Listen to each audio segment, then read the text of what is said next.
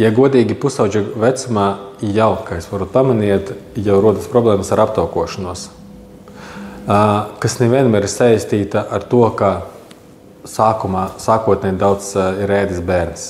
Tas ir kaut kādas arī iekšējas problēmas. Un vienkārši ar fizisko aktivitāti un diētu to atrisināt nevar. Mums arī jau bija pieredze ar pusauģiem, bet šeit jābūt uzmanīgiem. Lai tiktu uz šādu tipu operāciju tik jauna vecumā, ir jābūt nosūtījums no endokrinologa, no psihiatra un no ģimenes ārsta.